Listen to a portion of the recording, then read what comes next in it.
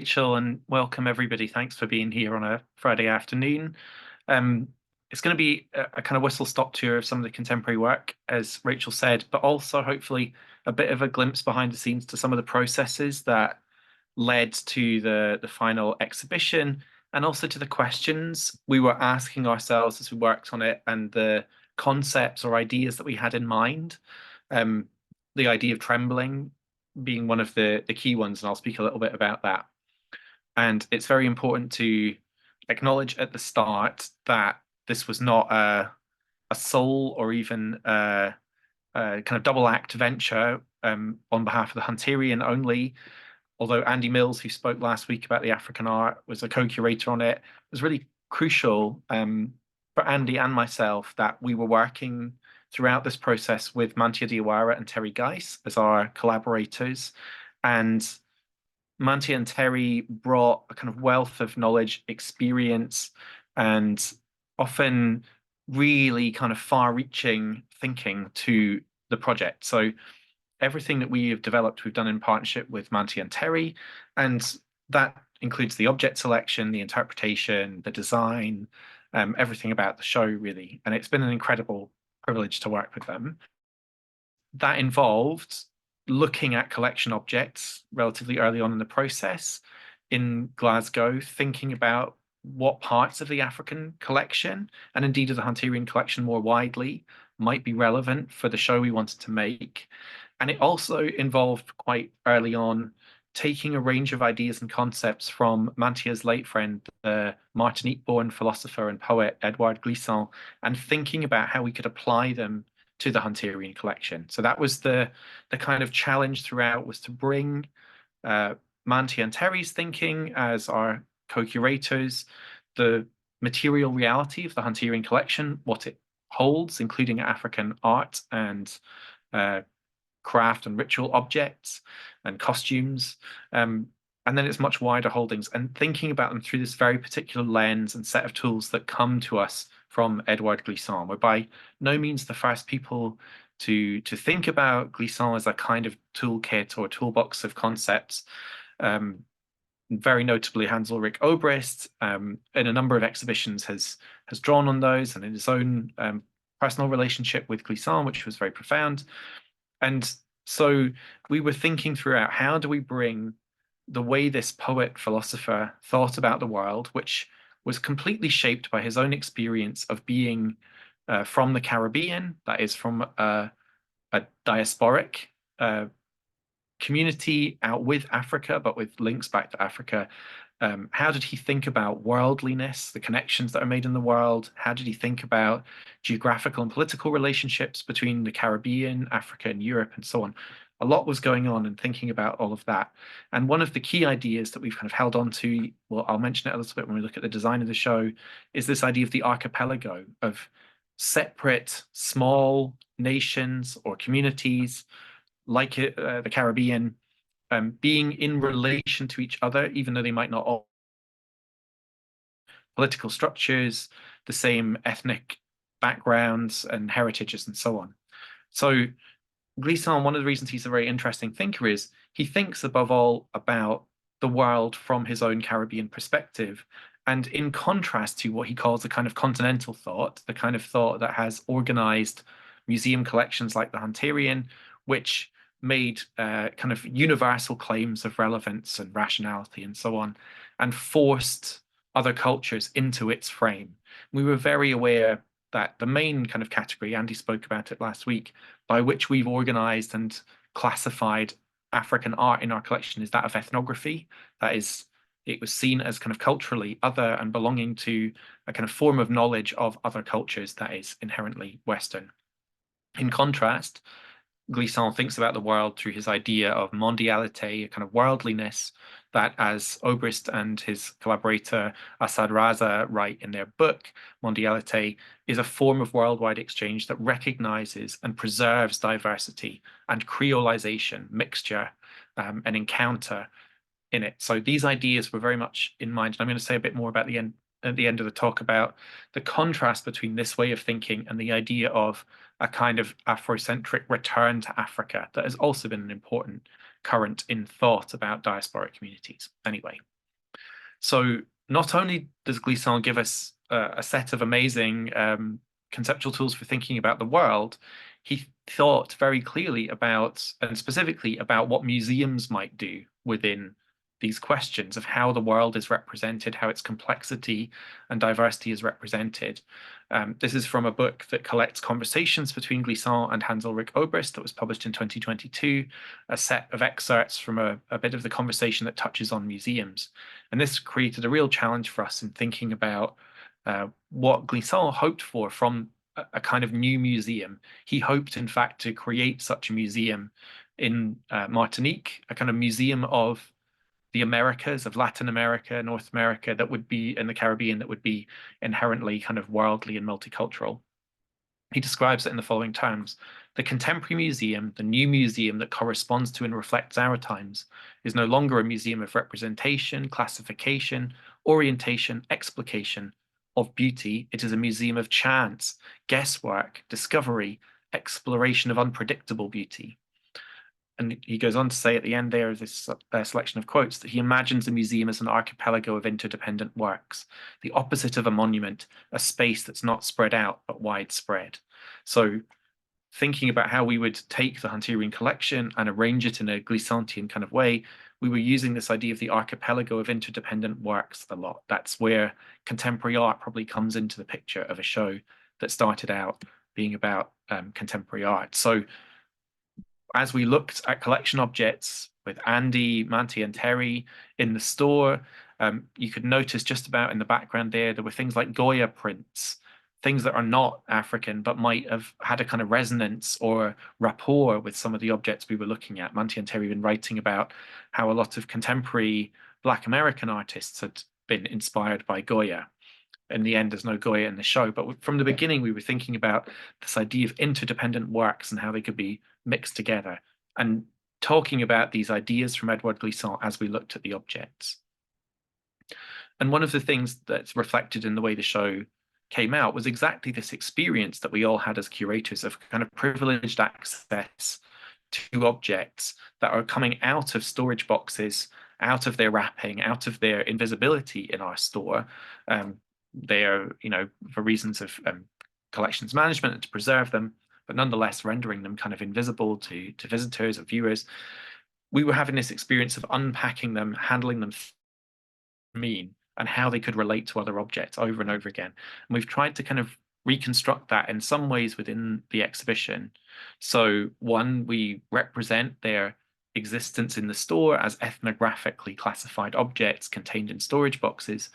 And this kind of graphic that we've made at the start with an introductory film embedded in it makes clear the lives that these objects normally live. And then you start to encounter objects. In fact, the drum that you see here is the first ethnographic object entered into the Hunterian's catalogue record. It's number E1, and it points, I think, to the kind of oxymoronic nature of the title, The Trembling Museum, because of course museums don't facilitate or enable trembling in a normal sense. They tend to hold objects steady. And in the case of a drum, rather than it being something that would be played and be resonant and make music and exist in time and in relation to touch, it becomes something held at a distance. And we wanted to begin with a kind of implicit acknowledgement of that contradiction maybe in the title, dreaming of a museum that would be adequate to Glissant's concept of it, and knowing in a way that museums don't enable that in their ordinary functioning. So just some very simple ways that those ideas translated into the design, brilliantly conceived by our exhibition designer, Chris McClure, was to think about, as much as possible, having the object on open display so that they have this intimate relationship to the viewer that we all had when we looked at them in our collections visits in the store, but also gathering them in clusters that we thought of as like island structures. So rather than the museum as a continent, the museum as a set of islands on which these objects would gather. So in all the islands, there are different cultural traditions represented, different types of objects. There are natural history specimens, and there were also contemporary artworks juxtaposed with them. Get a sort of glimpse here of how throughout the exhibition, objects are always seen in relation to other things. And there are different kinds of objects as well, sometimes masks, sometimes carvings, carved wood, metal, and textiles. Some of the most interesting objects in the show, I think, are the textiles. And you get a glimpse here of how moving image works by contemporary artists are also in relation to those objects. So you can see a film by Ulrike Ottinger I'll say a bit more about shortly on the left-hand side there, and then an African sculpture on its own in a vitrine. So you never see objects on, always in relation. And I've mentioned a few times this idea of including contemporary artworks, and I want to quickly point out that it's not necessarily strictly true that the only non-African things in the show are contemporary, because it was really important to us to include two film works in particular amongst these islands that acknowledge the fact that questions about where African art belongs, how it is exhibited and interpreted, are really long-standing and complicated questions, that objections to Western museums, classifications, framings, interpretations have been lodged over long periods of time, by no means starting in 1953, but it was notable to us opening an exhibition 70 years after Chris Marker and Alan Rene made their famous film Statues Also Die, that it was indeed such a long span of time in which questions of how colonial relationships to African countries shaped their interpretations, how Western ideas of art might misread African objects, and so on, how long-standing those questions were. So amongst the films that enter into relationships with our African art collections are Statues Also Die, but also an amazing film by Kwate Owu, a Ghanaian filmmaker called You Hide Me. And in 1970, Kwate was able to enter the stores of the British Museum and to discover, to his surprise, I think, and considerable discomfort, how much African cultural heritage was invisibly held within these crates and storage boxes. And so both Statues Also Die and You Hide Me are kind of polemic films that talk back to the idea of the Western Museum as a neutral frame for presenting its own story of what African art is. So throughout the show, the contemporary, I suppose, is a counter narrative or counter discourse to the language of display, the histories of acquisition of these objects. It's continually kind of talking back to that and complicating our relationship as a museum to the objects that we care for. And I said that when we were working with Manthia and Terri, we continually had Glissant's ideas in mind as we kind of picked objects out and started to find things that could be in the show. And really a crucial moment was the discovery of this object, one of the few things in our collection from Martinique, where Glissant's place of birth. And when we found this, it was a kind of real breakthrough moment, especially for Manthia, who immediately connected it to preoccupations that he knew Glissant had with the eruption that took place in Martinique in 1902, when the volcano Mont Pelée erupted and killed more than 28,000 people in the principal city of Saint-Pierre. And from that kind of cataclysmic event, we have a tiny trace, a tiny fragment in the form of this roof tile, partially melted and fused with pyroclastic lava flow. And it's a tiny object, but sort of epic in its implications in lots of ways. It's also a hybrid object. It's two different things fused together to become something else. And immediately Manthia saw it as a thought object, I think, that allowed us to connect of trembling and of trembling with the earth, an ability, human ability to be in some kind of relation or rapport with the movement of the earth itself, and with the ethic of learning to tremble with others in their difference, which is, he thinks, a form of our obligation to recognize the opacity in others, so in other cultures and in other individuals, that we don't see through them and understand them according to categories of identity that are projected onto them, but that they retain something proper to themselves, a kind of opaque existence. Again, Andy mentioned this last week, but really the key thing for us was discovering this object, a natural history specimen that for Manthia and he felt for Glissant would become a kind of way of thinking about the Caribbean as this space of catastrophe where African genealogies were shattered through the slave trade, through the displacement and the dispersal of people, but also where new identities are formed and new possibilities of existing in the world are formed, new identities are formed. So we've kind of followed that through in various ways. The exhibition has a section where that roof tile is presented, where other lava specimens exist and other responses to volcanoes are present, and where this Glissantian thinking about trembling is stated in a wall text. So very beautiful and important passage from Glissant's conversations and thinking here, where he talks about trembling as a thinking in which we can lose time searching, in which we can wander, and in which we can counter all the systems of terror, domination, and imperialism with the poetics of trembling that allows us to be in real contact with the world and with the peoples of the world.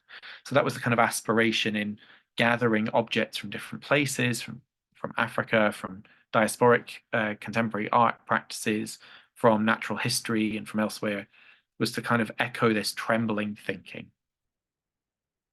And also to think about the implications of Glissant's notion of poetics of relation. So not only these implications for how we think about geopolitics, how countries, nations, and cultural identities relate to each other, but also at a much sort of more personal level, to think about what it means to be in relation. And they're very, again, kind of provocative, interesting thoughts that he put forward, not kind of claiming territory or ownership, but of accepting that our identities are made in relation to others. And that happens in a number of ways through the contemporary artworks in the show. So there's a cinema space in the Trembling Museum in which the American artist Adam Pendleton's work, just back from Los Angeles, Portrait of Yvonne Rainer, is shown. And it's exactly a portrait of two people entering into a relationship with each other. They've barely met before, they don't know each other, but they have an encounter that allows them to kind of recognize something in each other, these two artists of different generations meeting. Really, maybe we'll come back to saying something more about that in a minute. In Ulrike Ottinger's Still Moving, another film work included in the show, we have a kind of literal form of trembling. She animates objects from her father's African art collection by rocking the table on which they stand, using various other kind of simple handmade filmmaking techniques, in a little kind of parable about colonial representation and modern African experience, with this little filmmaker protagonist wearing a pith hat in it. And importantly, Ottinger's film is not only a depiction of these African art objects which she has inherited and of the complicated colonial histories that they emerge from into her collection, but also of these kind of collaged different elements that become related in her film. So there's images of kabuki theater, there are images of Ottinger's lesbian milieu in Berlin in the 1970s, and there's a film fragment of a 1970s birthday party, kind of decadent birthday party, that is added to the film at the end. So we move within this film through different cultural registers. African art enters into relations with these other things through Ottinger's kind of acts of collaging or gathering them together. And then other contemporary artworks in the show tend to repeat this interest in assembling or collaging disparate material in very different ways. So Glasgow-based artist Leo Robinson has two works in the show. This one is a kind of divinatory device, opaque in its specific functioning, but which suggests the kind of gathering of natural materials and found and made objects, as if to create a device that could be called upon to answer questions. So it's an oracle, as its subtitle suggests. And Leo's work, like lots of the other contemporary works in the show, is interested in the idea of kind of creating new systems out of the fragments of existing ones. So out of kind of the materials that can be assembled and collaged together. There's an affinity there perhaps with somebody like Lubaina Himid. We have one print work from Lubaina in the show, which relates to probably her best known work, the painting installation Naming the Money, in which she creates new imagined identities for Black subjects who were represented within European history painting. And so they are displaced people, often forced basically into forms of labor within those European court settings in which they're represented. And she kind of imagined new identities for them. But in these sort of study images for that work, it's very notable that a kind of collaging technique is central to it. She's kind of gathering together advertising images, found images of other kinds to build out these portraits that are inherently kind of imagined. And this kind of act of gathering is really important in other works in the show as well, assembling and fusing together the old and the new material from different places. Julian Creuzet, who grew up in Martinique, like Glissant, a young French artist, has one work in the show, which is a goat skin that has been stitched together with UV exposed plastic. And Creuset's work really often uses this kind of assembling technique. So they're objects that are inherently multiple in themselves. Likewise, Jimmy Robert, whose work from NT5, Fragment 5 is in the exhibition, is interested in assembling images that relate to complex cultural histories here, the history of polychrome sculpture. He was researching that for an solo exhibition in Naples. And of course, the image we have of classical sculpture, of Western sculptural traditions, is of a kind of classical purity of whiteness that is associated with this idea of pure form. It's the Apollo Belvedere here, maybe the best known example of that. And it is in itself a kind of projection, because as Jimmy's research into polychrome sculptures made clear to him, in fact, this is a mistaken reading of the Western historical record. There were lots of polychrome, colorful sculptures in the classical period. The construction of the whiteness of that tradition was a kind of myth. So Jimmy's work works in that way.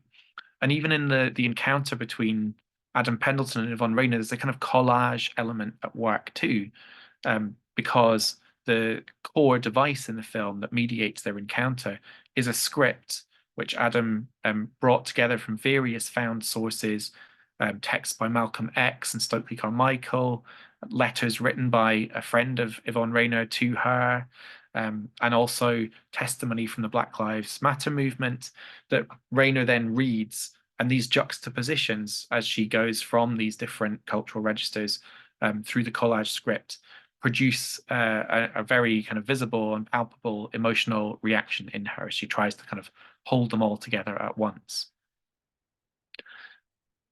I'm maybe just going to skip on past that. And just to kind of bring things to a conclusion, I wanted to go back to that idea in the book that Hans Ulrich Obrist and Assad Raza put together on mondiality, to a text contributed by Fred Moten, a very influential, important thinker and musician.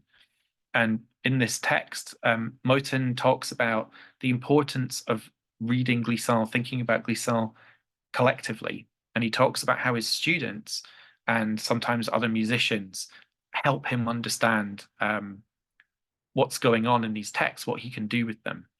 And he draws attention in particular to a phrase which he's actually used in a number of books as a kind of heading for them, that Glissant kind of tells us that we have to consent not to be a single being, that this multiplicity that collage often suggests, the idea that things are inherently multiple, extends really to ourselves. So these contemporary artworks often think about identity, the representation of selves, the representations of relationships between selves, they're also consistently kind of saying a self is not one thing, it's always multiple, like that roof tile, like Glissant's own Creole identity. And in a way, we wanted to extend that to a sense of what African art might be. There isn't really such a thing as African art. There are many different cultural traditions in Africa, many different ways that those traditions relate to art. And I'm going to end with a a kind of little detour back to Africa, but also to a kind of very contested moment. This is an extraordinary public monument. It was commissioned by the then Senegalese president, Abdoulaye Wade, and it was made, as you can see in the caption, in North Korea, based on a Romanian-French artist design under the supervision of an architect. And it's a 300-meter high, very heroic representation built on top of a volcanic hill.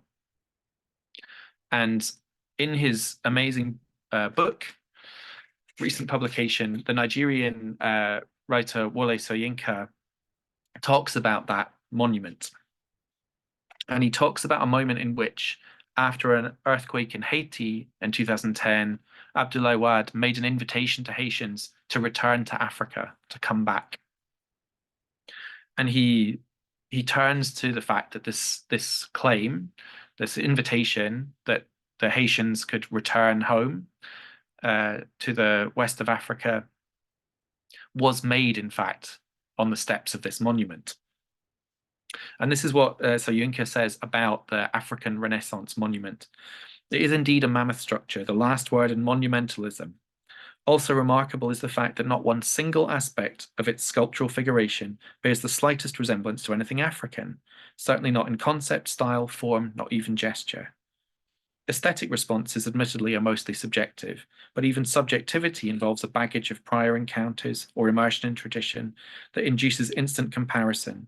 Confronted by and even penetrating that monument, a privileged tour on which I was conducted, my mind flew instantly to the works of the Shona sculptor, Colleen Madabombe, and I wondered who on earth were the presidential advisors on artistic matters, wondered if they had done even cursory continental search before commissioning and or adopting the aesthetics of neo-fascist public art masquerading as proletarian realism. Art is an integral part of the social environment. And he goes on to say that what he feels could have happened here is a return to African tradition on the one hand, and in fact he discovers later on that an African sculptor, Ousmane Sow, had indeed made an original design, a much less heroic, much less neo-fascist design for the monument, which the president decided to disregard, and this was only discovered much later. So there was the possibility of return, but he also says there's the possibility of an extension to contemporary practices. And this idea that in an African thinker like Wole Soyinka, there's the possibility to hold in mind both the past and the contemporary, and to think about them as a dialogue. And he talks about in this book the idea of objects having a kind of private dialogue with each other after visitors leave a museum or an exhibition. That was really the ethos with which we tried to apply these Glissantian ideas of the Creole, the worldly, the relational, to bringing contemporary art into relation with our African art collections. And I will stop there. Thank you, everybody. Thank you. Thanks so much, Dominic.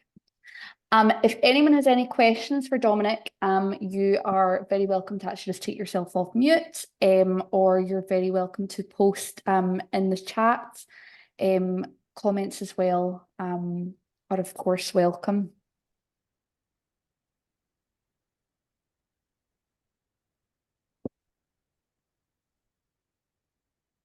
I was wondering, Dominic, in researching for the exhibition, did you come across any other exhibitions that had been put on, previously that were inspired by Glissant's ideas? Were there any other exhibitions that the main theme of the exhibition has been Glissant? Yeah, absolutely. Especially the things that I suppose that Hans Ulrich Obrist has done that have been very much there. And there was a show that Julian Creuzet had done at Luma in Arles that was also had some clear kind of references to it.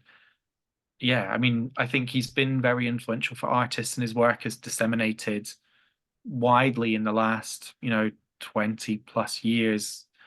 The thing that I suppose felt interesting and different to us was just what would happen if we did that with the Hunterian museum collection. So not necessarily, the starting point wasn't Glissant, it was how could we make an exhibition in a meaningful way with this African art material, and then bringing Glissant in as a tool to try and do that in a contemporary way, I suppose, or acknowledging important critical interventions that he'd made. So yes, there have absolutely been very interesting things. And Manthia's film, which we include also, his sort of portrait collaboration with Glissant, One World in Relation, has been shown in those kind of contexts too, in more than one occasion. So yes, we were definitely aware of it, and just thinking that it offered an opportunity for us to do something that would have a particular meaning in our context. And maybe, I suppose, to think, and this might be a distinction about what a museum collection could be if those ideas were applied. Because previously, I think they've been more like contemporary artworks that make sense in relation to Glissant or inspired by them. This is the distinction that made it feel like a worthwhile thing to try, was to take a historical collection and see if you could interweave those ideas or use them in some way. Thank you. And you know, Dominic, and you know, obviously working more closely with, you know, these contemporary artworks and also with historical art, African artworks, understand obviously you would have learned more about them, and you know, maybe like uncovered more things about them. You know, in the process of putting together the exhibition, did you find more and more ways that the objects were related and, you know, did work in relation? And did you, you know, uncover things about the contemporary artworks that maybe you hadn't thought about before when you applied Glissant's theory to them? Did just more and more, you know, ideas kind of come to the forefront?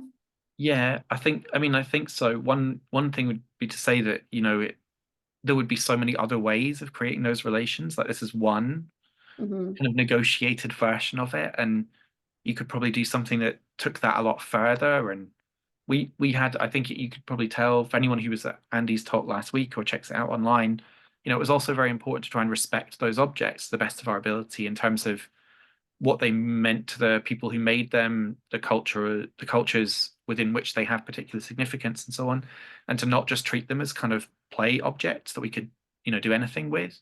So we've tried to kind of strike a balance there, and, you know, in a different situation that could be done differently, maybe. I think absolutely the thing that I noticed, I mean, I'm always drawn to work that includes this kind of multiplicity or collage-like quality in some way. I just find it very interesting. But the thing that I suppose I discovered was that seems like it's such an important part of diasporic art practices that are thinking about African traditions in some way, and that Glissant is so helpful there, because he says, you know, and his model really is jazz music, but that things that cannot be remembered in full from the African cultural experience reoccur in parts that are reassembled and used in new ways in the diaspora. And it felt like, yeah, that really rang true, that you could, it wasn't difficult to find a lot of possible artworks that spoke to that. And I should say there was a very clear limit on the contemporary artwork that was included, that it should be part of our collection or the University of Glasgow collection more broadly. Some things from the Advanced Research Centre collection in the show, but that, you know, you could have made another show with, you know, 1,000 contemporary artworks that seem to respond to these ideas. I think if the budget and the space allowed, and the time frame, there were loads and loads more possible artworks that could have been included. And I think it felt like, yeah, Glissant was very prescient in recognizing that a contemporary way of making these relations within works would acknowledge the Creole, the multiple, and so on. And yeah, I found that I'm still thinking about that when I look at other works that aren't in the show. Thank you. Thanks very much, Dominic. If we don't have any questions, then I think we will leave that there. It's now 20 to 2. Thank you so much, everyone, for joining us for today's Friday Focus. And thank you so much, Dominic, you know, for giving up your time and sharing your expertise. That was a really wonderful insight into the exhibition. Just to let everyone know, next week's talk is at the 16th of February. Yep, the 16th of February. Next week's talk is going to be about the LGBT collections within the Hunterian current display. So we'll be giving you an overview of our new LGBT tour, which just launched at the beginning of this month. And we'll have some of the people who worked on the tour, who again will be given a bit of an online tour kind of version next week. So please do join us for that. It will be really interesting.